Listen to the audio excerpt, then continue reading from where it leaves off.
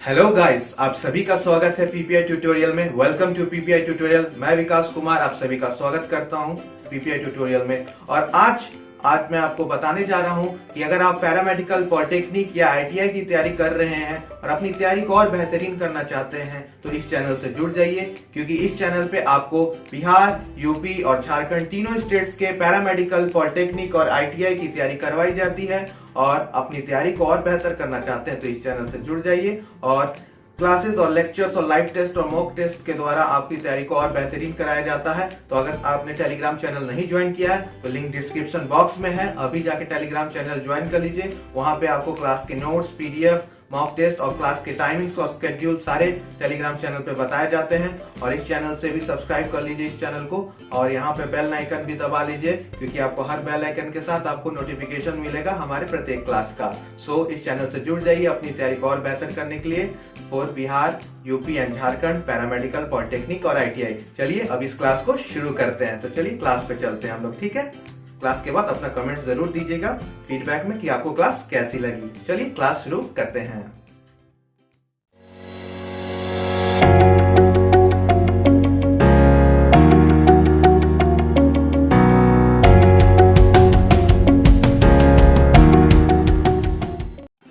Hello my dear students, आप सभी का स्वागत है पीपीआई ट्यूटोरियल में और मैं विकास कुमार आप सभी का वेलकम करता हूं। और आज की इस वीडियो में हम लोग बिहार पैरामेडिकल का ईयर 2019 का सारे फिजिक्स क्वेश्चंस देखेंगे जो कि आपके पैरामेडिकल में आए थे बिहार में। सो सारे वीवीआई क्वेश्चंस और न्यूमेरिकल्स सारे क्वेश्चंस हम लोग आठों के आठों प्रश्न जो आए थे हम लोग आज यहाँ पे डिस्कस करेंगे, ठीक है। सो समय ना गवाते हुए चलिए क्लास को शुरू करते हैं। और टेलीग्राम चैनल अभी तक आप लोग नहीं ज्वाइन किए हैं तो टेलीग्राम चैनल ज्वाइन कर लीजिएगा। वहाँ पे अब टेस्ट शुरू होने वाला है, आपका मॉक टेस्ट पैरामेडिकल के लिए, ठीक है। और डिस्क्रिप्शन बॉक्स में आपका लिंक मैंने दे रखा है। तो चलिए क्लास शुरू करते हैं। सो सबसे पहला क्वेश्चन आपसे यहाँ पे माय डियर स्टूडेंट्स पूछा जा रहा है कि आपको बताना है कि a car which is moving at a speed of 40 kilometre per hour, ठीक है। एक कार है, गाड़ी है, कार जो कि आपका 40 किलोमीटर पर आवर के स्पीड से चाल से चल रहा है। और जब उसमें ब्रेक लगाया जाता है तो 2 मीटर पर जाके वो रुक जाता है आफ्टर 2 मीटर्स, ठीक है। So if velocity of car is 80 kilometre, अगर उसके स्पीड को हम लोग वेलोसिटी को अगर हम लोग 80 किलोमीटर कर दें, then after applying brakes how far will it stop, ठीक है। सो तब कितना दूरी पे जाकर वो अपना स्पीड अगर 80 किलोमीटर से जाके रुक जाएगा। सो एक कार है जो आपका 40 किलोमीटर प्रति घंटा के चाल से चल रहा है, ब्रेक लगाने के पश्चात 2 मीटर पर रुक जाता है। यदि उसी कार का वेग हम 80 किलोमीटर प्रति घंटा कर दे तब ब्रेक लगाने के पश्चात कितनी दूरी चलकर रुकेगा। तो इसमें दो कंडीशन दे रखा है। पहला केस 1 है आपका, केस 1 कि आपका इनिशियल स्पीड कितना है, प्रारंभिक वेग आपका कितना दे रखा है 40 किलोमीटर 40 किलोमीटर प्रति घंटा, ठीक है। तो कितना डिस्टेंस पे जाके रुक रहा है, कितना आपका 2 मीटर, ठीक है। केस 2 क्या है आपका, वही कार का केस 2 कंडीशन 2 कि आपका प्रारंभिक वेग आपका दे रखा है 80 किलोमीटर यानी 80 किलोमीटर प्रति घंटा। तो उसमें पूछ रहा है कि कितना दूरी पे जाकर ये रुकेगा। तो इसमें आपको डिस्टेंस निकालना है। तो 8 मीटर, 6 मीटर, 4 मीटर या 2 मीटर कितने दूरी पे रुकेगा। तो ये आपका सवाल पता है कहाँ से, इक्वेशन ऑफ मोशन, ठीक है। मोशन से आपका है। तो जितने भी 3 इक्वेशंस होते हैं पहले हम लोग वो देख लेते हैं, उसके बाद कौन सा यूज करना है हम लोग को, सही फॉर्मूला के हिसाब से हमको कैसे यूज करना है ये चीज हम लोग देखेंगे, ठीक है। सो इक्वेशन ऑफ मोशन कितने प्रकार के होते हैं, 3 होते हैं। सबसे पहले आपका v equal to u plus a t, ठीक है। दूसरा क्या है आपका s equal to, correct, u plus s t, s equal to u t plus half a t square, ठीक है। ये t है और ये प्लस है, ठीक है, ये प्लस साइन है। थर्ड आपका क्या है, थर्ड आपका है v square equal to u plus 2as। यही तीन होता है आपका एक मोशन का, ठीक है। मोशन का आपका यही तीन इक्वेशन होता है। अब यहाँ कौन सा इक्वेशन हम लोग यूज करेंगे अपना आंसर निकालने के लिए, तो एक एक करके देखते हैं। आपका क्या दे रखा है गिवन, पहले ये चेक कीजिए। गिवन आपका डेटा ये है, यानी आपको प्रारंभिक वेग दे रखा है, u दे रखा है, ठीक है। s आपको दे रखा है, और दूसरा कंडीशन में u दे रखा है, s नहीं दे रखा है। तो हम ऐसा कौन सा फॉर्मूला यूज करें कि हमारा निकल जाएगा, ठीक है। तो पहला वाला चेक करते हैं। पहला v equal to u plus 80, time नहीं दे रखा है, एक्सेलरेशन भी नहीं दे रखा है, और फाइनल वेलोसिटी तो दे रखा है क्योंकि जीरो हो जाएगा फाइनल वेलोसिटी। प्रारंभिक वेग तो 40 किलोमीटर दे रखा है, फाइनल क्या हो जाएगा आपका जीरो। तो एक चीज इसमें दे रखा है और u दे रखा है, दो चीज इसमें है, a और t नहीं है। टाइम नहीं है तो इसको हम लोग नहीं यूज कर सकते। दूसरा देखते हैं। दूसरा में देखिए यहाँ पे डिस्टेंस है, तो क्या इसको यूज कर सकते हैं, तो डिस्टेंस दे रखा है, ठीक है। u भी है हमारे पास प्रारंभिक वेग। टाइम नहीं है जी, टाइम नहीं है क्योंकि इसमें टाइम का इस्तेमाल ही नहीं करना, तो इसमें भी नहीं यूज कर सकते। लेकिन थर्ड वाला जो आपका है v square equal to u square plus 2as, यहाँ पे आपका v भी हमारे पास है, फाइनल वेलोसिटी जीरो हो जाता है। ब्रेक लगने के बाद क्या होगा, फॉर एग्जाम्पल यहाँ 40 किलोमीटर प्रति घंटा से चल रहा है, ठीक है। तो ब्रेक लगने के बाद ये तो प्रारंभिक वेग जीरो है, फाइनल वेव आपका वेग क्या हो जाएगा, जीरो ब्रेक लगने के बाद। तो ये दोनों दे रखा है, डिस्टेंस भी है हमारे पास। तो एक्सेलरेशन नहीं निकाल लेंगे हम पहला केस से, तो ये आपका हम लोग यूज करेंगे। पहला केस में एक्सेलरेशन निकालेंगे और दूसरा में फिर हम लोग डिस्टेंस निकाल लेंगे, ठीक है। तो ये वाला हम लोग यूज करेंगे इसको, ठीक है। तो आइए अब इसको यूज करते हैं। सो आपका यहाँ पे मैं सॉल्व कर रहा हूँ, बहुत ही इजी है मोशन का ये न्यूमेरिकल, इसको अच्छे से कर जाना है। सो आपका आइए केस वन देखते हैं। केस वन, ठीक है। सो केस वन में आपका v square u square plus 2as ये दे रखा है।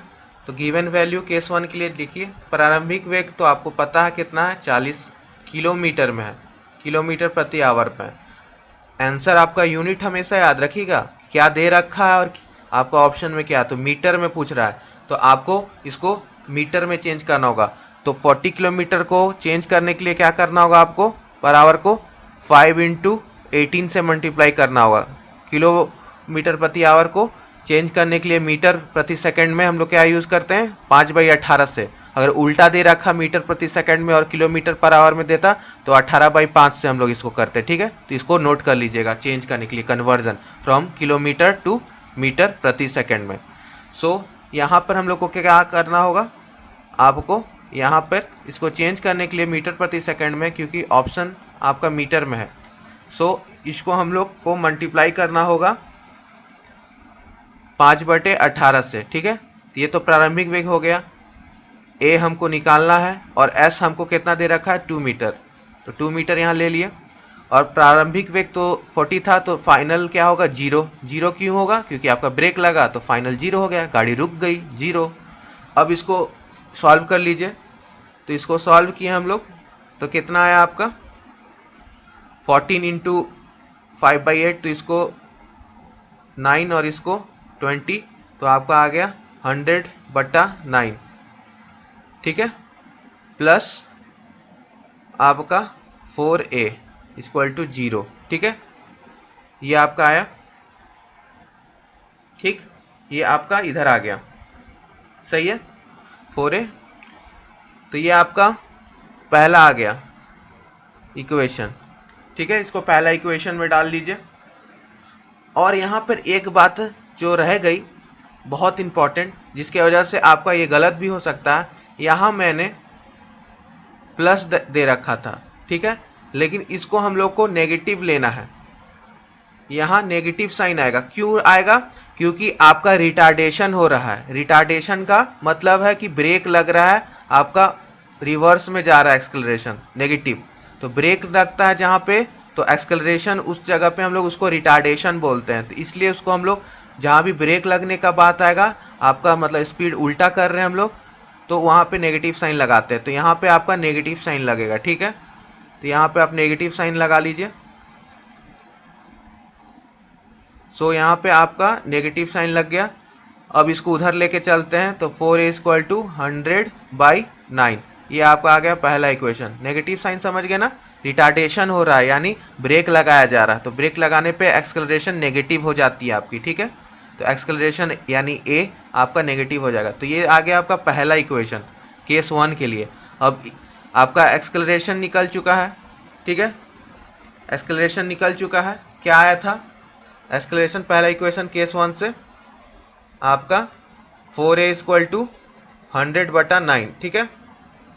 रिपीट करके बैक में चले जाइएगा। अब केस 2 के लिए आपको वेलोसिटी यानी प्रारंभिक वेग 80 किलोमीटर दे रखा है प्रति आवर और s निकालना है।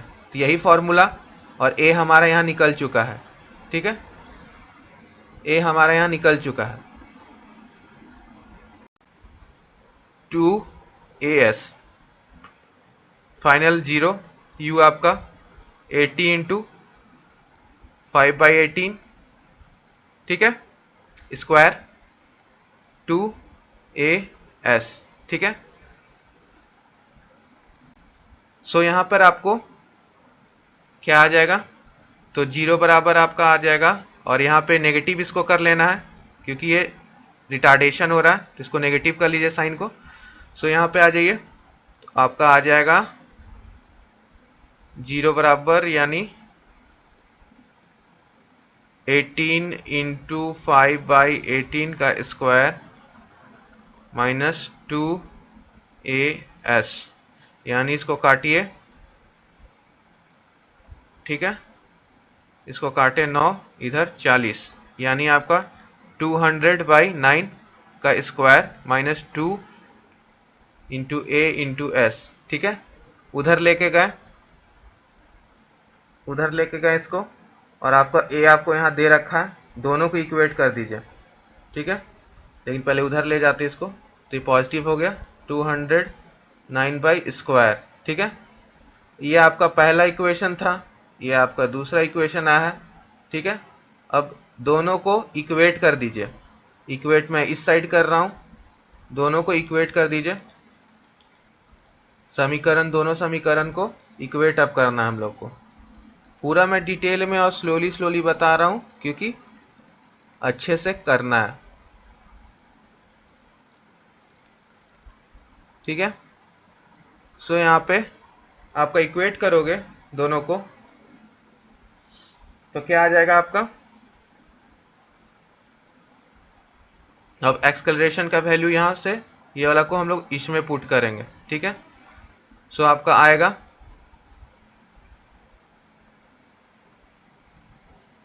अब बस इस वैल्यू को पुट करना है आपको इस जगह पे, यानी 2as है ना, इसमें आपको ये वाला वैल्यू a का पुट कर देना है। तो पुट करने के बाद आपको क्या आएगा, आइए देख लेते हैं।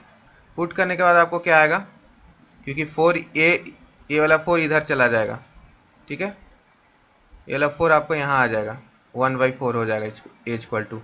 तो पुट कीजिए 2 इंटू इसका a का वैल्यू यहाँ पुट करना है सेकेंड वाले इक्वेशन में, यानी आपका 1/4 100/9 का स्क्वायर इक्वल टू 200/9 का स्क्वायर, ये आपका आ गया, ठीक है। पुट करने के बाद इक्वेशन 1 को 2 में, सो आपका ये कट गया, तो यहाँ 2 आ गया, ठीक है, यहाँ पे 2 आ गया, और बचा क्या आपका इधर, बस s बचा, ठीक है। अब s निकालना है, ठीक है, s निकालना है हम लोगों को। सो हम लोग क्या किए, अब इधर दोनों तरफ आपका देख सकते हो कि 9 है, तो इसको आराम से काट दिया कॉमन, ठीक, 9 कट गया, कॉमन था। अब इधर आप देख रहे हो कि बस हमको 2 बचा है नीचे, तो इधर 2 ले गए, और इधर आपका 200 और ये नीचे चला जाएगा तो 100, दोनों का स्क्वायर, तो ये आपका कट गया, 2 आ गया, यानी s इक्वल टू 2 का स्क्वायर, यानी आपका 4, यानी आपका 8 मीटर, ठीक है। तो आपका 8 मीटर करेक्ट आंसर होगा, 8 मीटर्स। ठीक है, बस क्या करना था, इक्वेशन 1 का एस्केलेशन निकालना था, किसके मदद से, v square u square plus 2as, negative sign लिए क्योंकि ब्रेक लग रहा था, और दूसरा कंडीशन में आपको एस्केलेशन का वैल्यू पुट कर देना है और आपका डिस्टेंस यानी s2 निकल जाएगा। ठीक है, ये s2 था और ऊपर वाला s1 था। ठीक है, इक्वेशन नंबर 1 आपका s1 था। तो ये था आपका पूरा डिटेल में क्वेश्चन नंबर 1 न्यूमेरिकल। चलिए नेक्स्ट क्वेश्चन पे चलते हैं। नहीं समझ में आया होगा, आराम से स्लो करके फिर से एक बार देख लीजिएगा रिपीट पे। चलिए नेक्स्ट क्वेश्चन पे चलते हैं। आइए नेक्स्ट क्वेश्चन देखते हैं, question number 2। So question number 2 my dear students, आपसे यहाँ पे ये पूछ रहा है कि एक आपको 4 केजी और 1 केजी का मास दे रखा है। ठीक है, और उसका कुछ काइनेटिक एनर्जी है, and have some kinetic energy. तो उसका आपको अनुपात रेशियो निकालना है।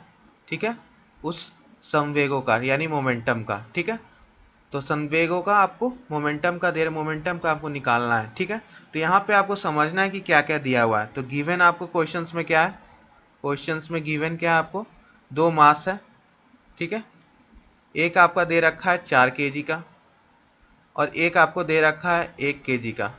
ठीक है, अब यहाँ पर आपको उसका बोल रखा है कि कुछ काइनेटिक एनर्जी है, लेकिन साथ में ये दे रखा है कि एक 4 केजी का एक 1 केजी का द्रव्यमान है, गतिज ऊर्जा समान है, काइनेटिक एनर्जी सेम है, यानी दोनों का आपका के और इसका भी के, दोनों का सेम हो जाएगा काइनेटिक एनर्जी। ठीक है, लेकिन मोमेंटम दोनों का डिफरेंट है, तभी तो अनुपात निकाल रहे हैं। तो दोनों का मोमेंटम निकालना है, यानी P1 और आपको P2 दोनों का निकालना है और उसका रेशियो करना है यानी अनुपात। तो ये आपको रेशियो निकालना है। ठीक है, you have to find out ratio यानी अनुपात आपको निकालना है। ठीक है, सो आइए निकालते हैं अनुपात। तो सबसे पहले काइनेटिक एनर्जी क्या होता है, गतिज ऊर्जा क्या होता है। तो काइनेटिक एनर्जी यानी गतिज ऊर्जा आपका, काइनेटिक एनर्जी कैसे हम लोग डिनोट करते हैं, इज गिवन बाई आपका k equal to half mv²। Correct है, ये आपका फॉर्मूला हो गया। ठीक, अब यहाँ पे हमको इसका लीनियर मोमेंटम निकालना होगा, यानी आपका रैखिक संवेग। क्या निकालना होगा, लीनियर मोमेंटम। लीनियर मोमेंटम क्योंकि रैखिक में जा रहा है तो लीनियर मोमेंटम निकालेंगे। लीनियर मोमेंटम यानी आपका रैखिक संवेग, संवेग आपको निकालना है। ठीक है, सो वो क्या होगा आपका P इक्वल टू mv। ठीक है, सो काइनेटिक एनर्जी में अगर हम मल्टीप्लाई कर दें, हाफ mv है, दोनों तरफ हम mm से मल्टीप्लाई कर दें, ऊपर नीचे दोनों mm से, तो क्या होगा आपका m² v² और नीचे m, ये हो जाएगा आपका। ठीक है, अब इसमें हम लोग लीनियर मोमेंटम पुट कर दें यहाँ पे, सो आपका क्या बनेगा, तो यहाँ पे देखिए, तो आपका यहाँ पे देख लीजिए, यहाँ पे आपका क्या बनेगा, k equal to half p² m बन गया ना आपको। ठीक है, कैसे बना ये बताइए, क्योंकि आपका mv होता है।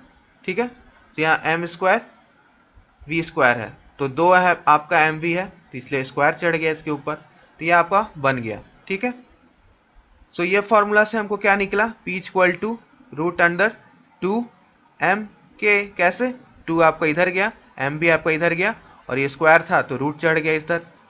ठीक है, सो ये आपका निकल गया। अब इसी के ऊपर आपको दोनों केस यानी दोनों इक्वेशन, एक बार 4 केजी के लिए एक बार 1 केजी के लिए, आपको लीनियर मोमेंटम यानी रैखिक संवेग निकालना होगा। तो सबसे पहले P1 निकाल लेते हैं 4 केजी वाला के लिए। ठीक है, तो 4 केजी वाला के लिए क्या निकलेगा, रूट अंडर 2 m क्या है आपका 4 है, तो 4 बैठा दीजिए, k दोनों के लिए सेम है, दे रखा कंडीशन सेम काइनेटिक एनर्जी, गतिज ऊर्जा समान है। अब इसको P2 क्या है आपका, रूट अंडर 2 इंटू एम कितना 1 केजी इंटू के। ठीक है, सो के और 2 कट गया तो बचा क्या, रूट अंडर 4 और रूट अंडर 1, दोनों मतलब आपका ये बचा।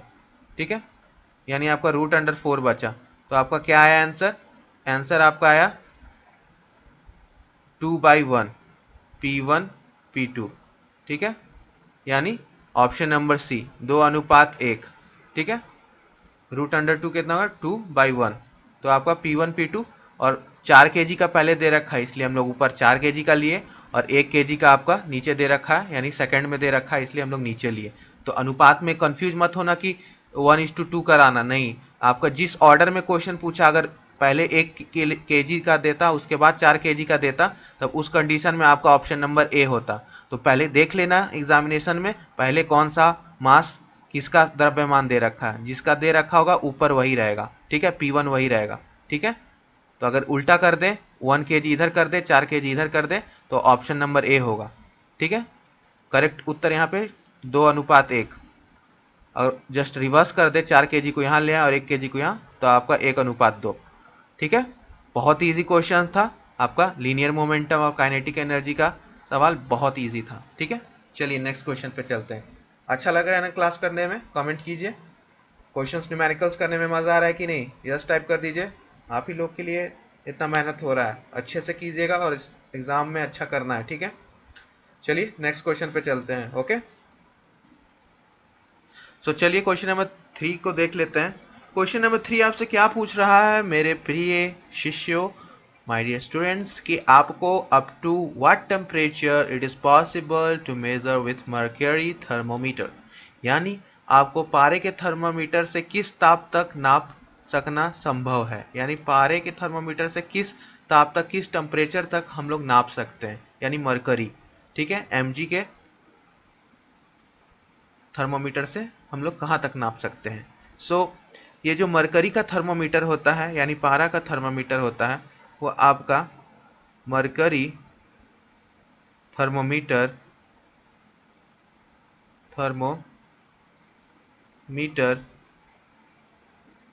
is based on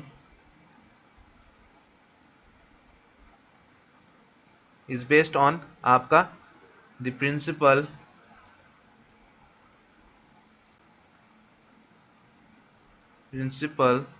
of change of volume with rise of temperature, यानी कहने का मतलब है कि पारा थर्मामीटर जो है तापमान के बढ़ने के साथ आयतन में परिवर्तन का सिद्धांत पर आधारित है। यानी आपका पारा जो आपका मरकरी थर्मामीटर है वो तापमान बढ़ने पर यानी राइज विथ टेम्परेचर बढ़ने पर आयतन में जो आपका वॉल्यूम में परिवर्तन आएगा वो आपका इस सिद्धांत पे आधारित है, principle of change of volume with rise of temperature, यानी पारा थर्मामीटर तापमान के बढ़ने के साथ आयतन में परिवर्तन के सिद्धांत पर आधारित है, ठीक है, ठीक है। तो ये प्रिंसिपल सिद्धांत आपको किस पे आधारित है, आपका with the rise of temperature. तो इस वजह से आपका ये -30 डिग्री सेल्सियस से लेके आपका 357 डिग्री सेल्सियस तक नापता है, जो कि आपका बराबर है इक्विवेलेंट टू आपका 360 डिग्री सेल्सियस, ठीक है। तो एक पारा वाला थर्मामीटर -30 डिग्री सेल्सियस से 357 डिग्री सेल्सियस तक ही नाप सकता है। सिद्धांत क्या है आपका, तापमान बढ़ने पर आयतन में परिवर्तन के वजह से, ठीक है। इसलिए आपका सी ऑप्शन करेक्ट होगा, ठीक है, आपका सी ऑप्शन करेक्ट होगा, ठीक। तो यहाँ मैक्सिमम यहाँ तक आप दे सकते हो कि वो नाप सकता है, ठीक है। तो 360 आप डालिएगा सही है उत्तर, क्योंकि 360 के आसपास 340 ही है तो हम लोग इसी को लेके चलेंगे, ठीक है। 357 तक वैसे नापता है, 340 भी ले सकते हो, ठीक। ये था क्वेश्चन नंबर 3 आपका। कभी कभी आसपास का वैल्यू लेना पड़ता है, ठीक है, मैक्सिमम वैल्यू, और ये एग्जामिनर आपका जरूर चेक करेगा, जो आपको याद रहेगा उससे आगे पीछे थोड़ा कम कर देगा। तो आप कंफ्यूज मत होना, उसी के आसपास वाला हमेशा आसपास का ही वैल्यू लेना, और अगर बड़ा हो जो गिवन वैल्यू से तो उसके आसपास जो हो वो, नहीं तो सबसे बड़ा वैल्यू हो वो लेना, ठीक है। तो इसके आसपास आपका 240 ही है, 360 यानी 357 के आगे, तो यही लेना। चलिए नेक्स्ट क्वेश्चन पर चलते हैं। आइए माय डियर स्टूडेंट्स अब चौथा नंबर क्वेश्चन देखते हैं। न्यूमेरिकल्स। तो चौथा न्यूमेरिकल्स आपसे यहाँ पे पूछा जा रहा है कि if the phase difference between two sound wave is 60 degree celsius then their path difference will be, यानी दो ध्वनि तरंगों के बीच का कालांतर 60 डिग्री सेल्सियस है तो इनका पादांतर होगा।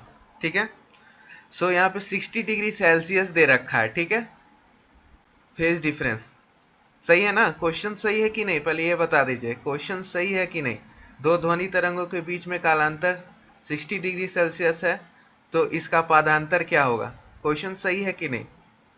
क्वेश्चन यहाँ पे रॉन्ग है। ठीक है, ये गलत क्वेश्चन दे रखा है यहाँ पे।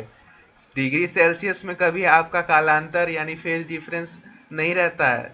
ठीक है, तो इसको सेल्सियस को हटा दो, ये मिस प्रिंट है क्वेश्चन। ठीक है, इसलिए मैंने जानबूझ के यहाँ पे सी रखा देखने के लिए कि आप लोग क्या करते हो। ठीक है, तो यहाँ पे गलत दे रखा है, तो इसको सी को हटा दो। ठीक, सिर्फ डिग्री रहता है तो सी को हटाओ यहाँ से। ठीक है, 60 डिग्री और 60 डिग्री। ठीक है, तो कालांतर आपका 60 डिग्री है। ठीक है, फेज का डिफरेंस। और क्या होता है फेज डिफरेंस यानी कालांतर, और पाथ डिफरेंस यानी पादांतर क्या होता है, दोनों मैं आपको बताऊंगा। ठीक है, तो क्वेश्चंस को अच्छे से देखो, क्वेश्चंस मिसप्रिंट हो सकते हैं। ठीक है, एग्जाम्स में भी मिसप्रिंट आ सकते हैं, तो आपको फिर भी आंसर सही ले आना है। क्वेश्चन गलत भी रहे तो आपको सोच समझ के करना चाहिए। ठीक है, आइए पहले देखते हैं। तो दो ध्वनि तरंगों के बीच का कालांतर आपको 60 डिग्री, तो दो ध्वनि तरंग, तो तरंग दो ध्वनि तरंग है, तो सिंपल एक ध्वनि तरंग पहले देख लो कैसे होता है। ठीक है, सो ये आपका मान के चलो ये पहला ध्वनि तरंग है। ठीक है, अब दूसरा ध्वनि तरंग आपका है यहाँ हमको बनाना, और उसके बीच का फेज डिफरेंस आपको दे रखा है 60 डिग्री। तो मान के चलो यहाँ से आपका 60 डिग्री से स्टार्ट हुआ दूसरा, तो ये आपका जा रहा है ऐसे। ठीक है, तो ये हो गया आपका दो ध्वनि तरंग, और इसका हम लोग कैसे लिख लेंगे, delta phi equal to 60 degree. इसको क्या बोलेंगे हम लोग, कालांतर, यानी आपका क्या हो गया ये, फेज डिफरेंस। फेज डिफरेंस, ठीक है, कालांतर। फेज डिफरेंस होता क्या है? फेज डिफरेंस सिंपली हम लोग बोलते हैं एंगल। जैसे मान लो कि ये सिंपल हार्मोनिक मोशन कर रहा है, एसएचएम कर रही है कोई पार्टिकल्स, तो सर्कुलर मोशन ले लो, यूनिफॉर्म सर्कुलर मोशन, तो इस प्रकार से आपका वो ग्राफ प्लॉट होगा। तो ये जो आपका डिग्री पहला पार्टिकल यानी डिग्री 1, इसको Q1 बोल दो, और दूसरा आपका Q2 यानी Q2, तो इसके बीच का जो डिफरेंस होगा Q2 माइनस Q1, इसको हम लोग डेल्टा एक्स से डिनोट करेंगे, जिसको हम लोग बोलते हैं फेज डिफरेंस। फेज डिफरेंस, ठीक है।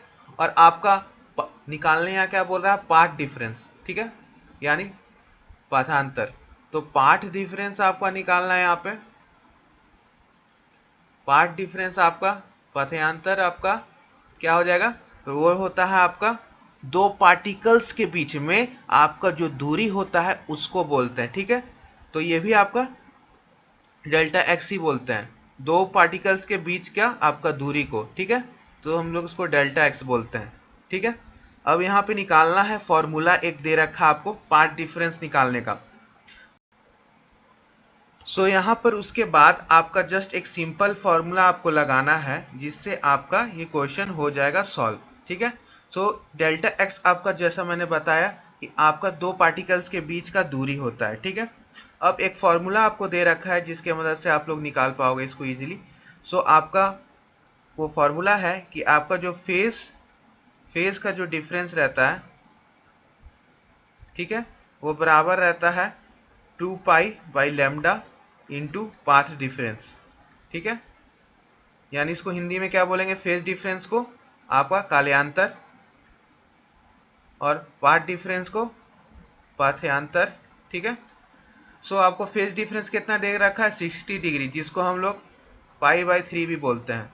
कैसे, सो आपका 180 डिग्री होता है पाई, और डिवाइड कीजिए 3 से, तो कितना आ गया 60 डिग्री। तो इसको हम लोग पाई को हम लोग क्या बोलते हैं, पाई को हम लोग क्या बोलते हैं, 180 डिग्री बोलते हैं ना। तो 180/3 कर दोगे तो 6 टाइम्स में चला जाएगा, तो आपका 60 डिग्री, तो इसलिए इसको पाई बाई 3 बोलते हैं हम लोग एक भाषा में। फिर यहाँ पे 2 पाई बाई लैम्डा है, ठीक है। अब यहाँ पाथ डिफरेंस है, यानी आपका डेल्टा एक्स आपको निकालना है। तो क्या हो गया, क्रॉस मल्टीप्लीकेशन कर दो, तो क्या आपको आया, पाई से पाई कट गया और इधर से 1/3, तो लैम्डा बाई 6 आपका बचा सिर्फ। क्यों, क्योंकि लैम्डा नीचे दे रखा है, ठीक है। सॉरी, यहाँ पे लैम्डा था तो उधर चला गया, ये आपका 6 हो गया, ठीक है। हाँ, लैम्डा बाई 6 होगा। क्या हुआ यहाँ पे, एक बार देख लेते फिर से। यहाँ आपका 2 पाई था, लैम्डा बाई पाई बाई 3 था, ठीक है, और x इधर था। तो आपका क्या किया हम लोग, x मल्टीप्लाई में था, तो ये आपका चला गया ऊपर, 2 पाई नीचे आ गया और लैम्डा बाई 3, तो पाई पाई कट गया, तो आपका लैम्डा बाई 6 आया, ठीक है। यानी आपका डी ऑप्शन करेक्ट है। तो आपको मैंने एक एक चीज़ बारीकी से बता दिया कि आपका ये कैसे फेज डिफरेंस, पाथ डिफरेंस क्या होता है, काल्यांतर पद्यांतर क्या होता है, दोनों चीज़ समझा दिया। और क्वेश्चन हमेशा अच्छे से करना, सेल्सियस मत करने लगना। सेल्सियस थोड़ी होता है आपका फेज डिफरेंस, एंगल ना होता है जी। सेल्सियस कहाँ से घुस गया यहाँ पे, टेम्परेचर, ठीक है। तो थोड़ा कॉमन सेंस भी रखो आप लोग, ठीक है। चलिए नेक्स्ट क्वेश्चन पे चलते हैं। आइए माय डियर स्टूडेंट्स, अब हम लोग क्वेश्चन नंबर 5 आपसे देख लेते हैं, ठीक है। क्वेश्चन नंबर 5 क्या आपसे बोल रहा है, what will the potential energy of a simple harmonic oscillator when it is half away from its and point. यानी आपको एक सरल आवर्त दे रखा गतिक दोलनांतर की स्थितिज ऊर्जा आपकी कितनी होगी जब वो आपके अंतिम बिंदु से आधे रास्ते पे हो। यानी आपको SHM यानी एक पार्टिकल आपका आधा दूरी पे है, सिंपल हार्मोनिक मोशन अपना फुल एक कंप्लीट करने से पहले आधे दूरी पे ही है। सो उस आधे दूरी पे उसका टोटल एनर्जी कितना होगा, ठीक है। तो पोटेंशियल एनर्जी आपको यहाँ पे निकालना है टोटल एनर्जी का कंपैरिजन में। तो सबसे पहले तो मान के चलिए एक पार्टिकल है, ये पूरा एंड है, ठीक है, और ये इसका हाफ है, ठीक है। सो यहाँ पे आपका पोटेंशियल एनर्जी निकालना है हाफ पे, ठीक है, हाफ पे, ये एंड है। सो इस पूरा को हम लोग ए मान लिए, ठीक है। तो ये कितना हो जाएगा, ए हाफ, ये भी इधर कितना हो जाएगा, ए हाफ, ठीक है। और पोटेंशियल एनर्जी क्या होता है आपका, हाफ के एक्स स्क्वायर, ठीक है। और आपका टोटल एनर्जी, यानी यहाँ पे ई दे रखा है आपको, ई दे रखा है आपको टोटल एनर्जी, या इसको ई बोलिए, क्या होता है ये आपका हाफ के ए स्क्वायर, यानी ए मतलब पूरा डिस्टेंस, ठीक है। और टोटल एनर्जी का मतलब क्या होता है, potential energy plus kinetic energy दोनों का सम, ठीक है, दोनों का सम को हम लोग बोलते हैं, ठीक। सो यहाँ पे हमको हाफ के लिए निकालना है, तो पोटेंशियल एनर्जी आपका हाफ के लिए निकालेंगे हम लोग। सो हो जाएगा हाफ के, और यहाँ पर हमको x के जगह पे a/2 पुट करना होगा क्योंकि आधा के लिए निकालना है। तो ये आपका स्क्वायर हो गया, तो कितना आएगा 1/4 इंटू 1/2 के ए स्क्वायर, जो कि आपका टोटल एनर्जी के बराबर है। तो इसको यहाँ वैल्यू पुट कर दीजिए, तो आपका क्या आ गया, पोटेंशियल एनर्जी हाफ इज बराबर 1/4 ई, ठीक है। यानी आपका पोटेंशियल एनर्जी जो हाफ होगा 1/4 होगा आपका ई का, तो 3/4 क्या होगा आपका काइनेटिक एनर्जी। दोनों को सम कर दोगे तो एक आ जाएगा, यानी potential energy plus kinetic energy equal to total energy, पूरा ऊर्जा, ठीक है।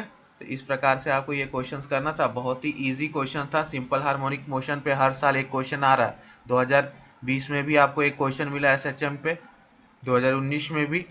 तो ये आपका VVI है, और चौथा नंबर क्वेश्चन भी जो इससे पहले वाला क्वेश्चन किए वो भी आपका स्टार मार्क कर लीजिए, वो भी आपका इंपॉर्टेंट है, तो इसको भी VVI कर लीजिए। SHM पे आपको हर साल क्वेश्चंस दिखेगा, ठीक है। और इस बार भी आपका 2021 में सिंपल हार्मोनिक मोशन से एक ना एक न्यूमेरिकल्स चाहे ऐसा रेशियो निकालना, इसको न्यूमेरिकल्स आप लोग नहीं कहेंगे, इसको फॉर्मूला बेस्ड क्वेश्चन बोलेंगे, ठीक है। ये फॉर्मूला बेस्ड क्वेश्चन है, फॉर्मूला आएगा, रेशियो निकालिए, पुट कीजिए वैल्यू, इक्वेट कीजिए, बस काम खत्म। केमिस्ट्री में भी सेम, इक्विलिब्रियम से फॉर्मूला जानते हो, यानी साम्य अवस्था से इक्वेट कीजिए, आपका हो जाएगा। तो केमिस्ट्री फिजिक्स में न्यूमेरिकल्स दिखता होगा लेकिन होता नहीं है, ठीक है। तो ये था आपका क्वेश्चन नंबर 5। अब हम लोग चलते हैं क्वेश्चन नंबर 6 पे। सो आइए नेक्स्ट क्वेश्चन पे चलते हैं। नेक्स्ट क्वेश्चन नंबर 6 आपका ये भी एक फॉर्मूला बेस्ड क्वेश्चन है। आपको ये न्यूमेरिकल लग रहा होगा। एक बात मैं आपको बता दूं माय डियर स्टूडेंट्स कि 8 क्वेश्चन आपका फिजिक्स से रहता है, ठीक है। और 8 क्वेश्चन आपका केमिस्ट्री से रहता है। ठीक है, आपको क्वेश्चन एग्जाम में देखोगे, अभी जितना भी क्वेश्चंस देखे इसमें मात्र 2 न्यूमेरिकल्स था, पांचवा छठा और आपका चौथा, तीनों आपका फॉर्मूला, बस नॉलेज बेस्ड फॉर्मूला पता है बन जाएगा। तो आपको 1 से 2 या 3 न्यूमेरिकल मैक्सिमम रहेगा फिजिक्स केमिस्ट्री में। केमिस्ट्री में तो एक ही रहेगा, एक या दो, बाकी सब आपका ऑर्गेनिक रिएक्शन या आपका formula based. So formula based रहता है, ये याद रखना, सूत्र के ऊपर आधारित रहता है। ठीक है, तो ये भी वैसा ही है। सो यहाँ पे आपसे इलेक्ट्रिक फील्ड यानी 12th का ये है आपका चैप्टर, इलेक्ट्रिक फील्ड ई दे रखा है। ठीक है, और आपको डिस्टेंस के बीच में डायपोल मोमेंट इस कैसे रिलेट करोगे, electric E and distance for a dipole is related as, यानी आपका इलेक्ट्रिक फील्ड के लिए यानी किसी आपको द्विध्रुव के लिए आपको विद्युत क्षेत्र ई तथा दूरी इस प्रकार संबंधित होगा। ई और आर के बीच में आपको रिलेशन बताना है। ठीक है, इस दोनों के बीच में आपको रिलेशन बताना है।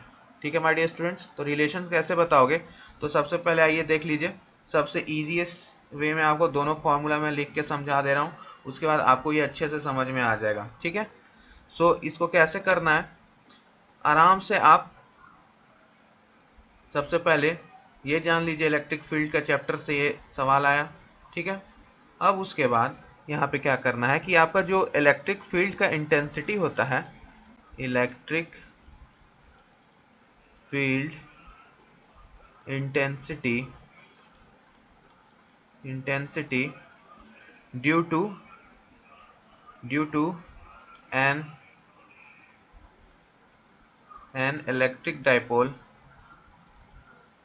इलेक्ट्रिक डाइपोल के वजह से, यानी इस डाइपोल के वजह से आपका दो जगह पे एट एक्सियल पोजीशन पे आपका होता है electric intensity 1/4 pi epsilon e epsilon 2p r cube. ठीक है, p यहाँ पे क्या है आपका डाइपोल मोमेंट, डाइपोल ध्रुवन ध्रुवण है। ठीक है, डाइपोल मोमेंट, और एट इक्विटोरियल आपका ये है E equal to 1/4 pi epsilon not e epsilon not into p/r³। ठीक है, सो आप दोनों केस में देख सकते हो, एक्सियल में भी और आपका इक्विटोरियल में भी आपका दोनों जगह r³ और यहाँ भी आपका r³ है। ठीक है, सो आपका जो E है इलेक्ट्रिक फील्ड इंटेंसिटी, ठीक है, इलेक्ट्रिक फील्ड, वो आपका क्या है r³ यानी C is your correct answer. ठीक है, तो C आपका करेक्ट आंसर हो गया, तो C से आपका यहाँ पे करेक्ट आंसर ये हो गया। तो ये दोनों फार्मूला है, बस फार्मूला आपको पता होगा, उसमें देख लीजिए रिलेशन इलेक्ट्रिक फील्ड और, इसलिए कहता हूँ फार्मूला सभी याद रखिए। ठीक है, तो फार्मूला याद रखोगे सारे क्वेश्चंस बन जाएगा। अधिकतर क्वेश्चंस लगता न्यूमेरिकल्स के जैसा है लेकिन फार्मूला बेस्ड रहता है। चलिए नेक्स्ट क्वेश्चन पे चलते हैं। नेक्स्ट क्वेश्चन आपसे यहाँ पूछा जा रहा है कि which has the longest wavelength, यानी आपका किसका लॉन्गेस्ट वेवलेंथ होगा, किसकी तरंग दैर्घ्य आपकी सबसे होगी, यानी लैम्डा सबसे ज़्यादा किसका होगा। तो आपको यहाँ पे ये पूछा जा रहा है, बहुत ही इजी क्वेश्चन है ये। केमिस्ट्री में भी आप चैप्टर 2 में देखे होगे, क्लास 11th का चार्ट बना हुआ है पूरा। ठीक है, चार्ट आपका लैम्डा और फ्रीक्वेंसी दोनों का, तो ये दोनों के बीच में आना चाहिए। लैम्डा से पूछा तो हो सकता है फ्रीक्वेंसी से भी पूछ दे, तो आपको ये दोनों होना चाहिए। ठीक है, तो यहाँ पे तरंग दैर्घ्य आपको बताना है सबसे ज़्यादा वेवलेंथ किसका होता है। ठीक है, ठीक है, सो आइए देखते हैं इलेक्ट्रोमैग्नेटिक स्पेक्ट्रम से, इलेक्ट्रोमैग्नेटिक स्पेक्ट्रम से कि किसका तरंग दैर्घ्य आपका सबसे ज़्यादा होगा। तो सबसे ज़्यादा आपका तरंग दैर्घ्य होगा यानी लैम्डा, वो किसका होना चाहिए बताइए जल्दी। तो वो आपका होना चाहिए रेडियो वेव्स का। ठीक है, रेडियो वेव्स का आपका सबसे ज़्यादा होना चाहिए। ठीक है, कितना होना चाहिए तरंग दैर्घ्य रेडियो वेव्स का, तो रेडियो वेव्स का आपका किलोमीटर्स में रहता है, 1 किलोमीटर 10 किलोमीटर। उसके बाद आपका माइक्रोवेव, सबसे ज़्यादा रेडियो वेव्स, फिर माइक्रोवेव्स, फिर आपका आ जाएगा एक्स रेज, फिर लास्ट में गामा रेस। तो ये आपका करेक्ट ऑर्डर होगा, ठीक है, लॉन्गेस्ट वेवलेंथ के हिसाब से अगर देखा जाए तो, ठीक है। तो लॉन्गेस्ट वेवलेंथ आपका सबसे लॉन्गेस्ट रहेगा, ठीक। और इसका एक सीरीज है आपका चैप्टर नंबर 2 में अच्छे से दे रखा है आपका क्लास 11th केमिस्ट्री में, ठीक है। तो वहाँ जाके पूरा ultraviolet region, infrared region, radio wave, microwave, gamma, x ray, ठीक है, सारा रेस का आपका वहाँ पे दे रखा है, ठीक। तो radio waves will be the longest और सबसे शॉर्टेस्ट क्या रहेगा आपका गामा। और फ्रीक्वेंसी पूछूंगा तो जस्ट अपोजिट, फ्रीक्वेंसी किसका हो जाएगा ज़्यादा, गामा रेस का, और सबसे कम फ्रीक्वेंसी होगा आपका रेडियो वेव्स का, उल्टा होता है, ठीक है, इन्वर्सली, ठीक है। तो लैम्डा बढ़ेगा, तरंग दैर्घ्य बढ़ेगा, तो फ्रीक्वेंसी आपका कम हो जाएगा, फ्रीक्वेंसी बढ़ेगा तो आपका तरंग दैर्घ्य कम हो जाएगा। तो इस तरह से पूरा चार्ट याद रखिएगा, इंपॉर्टेंट है ये चार्ट, ठीक है। इसको हम लोग इलेक्ट्रोमैग्नेटिक स्पेक्ट्रम बोलते हैं या वेव स्पेक्ट्रम, ठीक है। तो इसको याद रखिएगा, ठीक है, पूरा सिप सब का, radio wave, microwave, infrared, optical, ultraviolet, x ray, gamma rays, सारा, ठीक है। चलिए नेक्स्ट क्वेश्चन पे चलते हैं, आखिरी प्रश्न है। उससे पहले माय डियर स्टूडेंट, जो पहली बार वीडियो देख रहे हैं टेलीग्राम चैनल ज्वाइन कर लीजिएगा। टेस्ट तो आज ही से बोले थे कि शुरू होगा, लेकिन किसी कारणवश आपका टेस्ट आज से नहीं शुरू हो पाया, ठीक है। कुछ और भी मेरा प्लानिंग चल रहा है आप लोग के लिए स्पेशल, आप लोग को जल्दी पता चलेगा 1 से 2 दिन में। आपके लिए कुछ सरप्राइज प्लान कर रहा हूँ, कुछ अच्छा एग्ज़ाम्स के लिए आपके लिए बेटर। और टेलीग्राम ज्वाइन कर लीजिएगा, वहीं पे आपको सारा इन्फॉर्मेशन दूंगा। और साथ ही साथ जो बच्चे पहली बार देख रहे हैं, सारा प्लेलिस्ट जाके देखिए, प्रीवियस ईयर पूरा पैरामेडिकल और मेडिकल के साथ साथ डेंटल यानी PMM का भी करा रखा हूँ, तो ज़रूर कीजिए, वहाँ से भी क्वेश्चंस आता है रिपीट, जो बच्चे करेंगे उन्हीं को लाभ होगा, इसलिए प्रीवियस ईयर इज़ इम्पॉर्टेंट। मैं चाहता तो और भी कुछ करा सकता था, मॉक टेस्ट, VVI, ये वो, लेकिन सबसे पहले इंपॉर्टेंट होता है किसी भी एग्जामिनेशंस को समझने के लिए उसका प्रीवियस ईयर करना, ठीक है। So previous years is must, उसके बाद कुछ कीजिए, ठीक है। चलिए लास्ट क्वेश्चन पे चलते हैं। चलिए क्वेश्चन नंबर 8 पे चलते हैं। क्वेश्चन नंबर 8 आपसे क्या पूछ रहा है माय डियर स्टूडेंट्स, यहाँ आपसे ये ऑप्टिक्स का सवाल है आपका, यानी क्लास 12th का ऑप्टिक्स का सवाल है आपसे, ठीक है। यहाँ पे दो लेंस दे रखा है आपको, two lens of focal distance f1 और f2 आर एक्सियली कनेक्टेड, यानी कॉम्बिनेशन है, कनेक्टेड है एक साथ। पावर आपको बताना है उसका, ठीक है। f1 और f2 फोकस दूरी के दो पतले लेंस अक्षय रूप से यानी एक्सियली, ठीक है, जुड़े हुए हैं। तो इस युग्म का यानी पावर आपको निकालना है, शक्ति उस लेंस का, the power of this pair यानी लेंस का आपको पावर निकालना है। तो जब आपका for the lenses placed coaxially we have the relationship, हम लोग के पास रिलेशनशिप होता है P इक्वल टू पावर यानी P1 प्लस P2, दोनों जुड़ जाता है पावर, दोनों लेंस का, लेंस 1 का फोकल लेंस F1 F2 दोनों का पावर जुड़ जाता है, ठीक है, एंड सो ऑन, ऐसे और लेंस रहे तो। सो हम लोगों का P कितना हो जाएगा आपका, पावर P1 प्लस P2। और पावर कैसे निकलता है आपका, पावर कैसे निकलता है आपका 1/f, ठीक है। पावर क्या है आपका 1/f, सो आपका 1/f1 प्लस 1/f2, ये P1 के लिए है, ये P2 के लिए है। तो ये आपका करेक्ट ऑप्शन क्या हो जाएगा आपका, ऑप्शन नंबर, जल्दी बताइए, एलसीएम लोगे तो f1 f2 यानी f1 प्लस f2, ठीक है, ये आपका ऑप्शन नंबर बी हो जाएगा, ठीक है। तो करेक्ट ऑप्शन क्या हो जाएगा आपका, ऑप्शन नंबर बी, ठीक है।